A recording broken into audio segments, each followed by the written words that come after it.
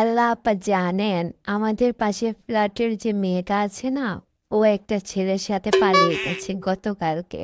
ওর বাবা মা ওর জন্য লন্ডনে পাত্র ঠিক করে রেখেছে, আর ও কার না কার সাথে পালিয়ে গেছে, নিজের কপাল নিজেই খেয়েছে। শুরু হয়ে গেছে এই মহিলার কুটনামি।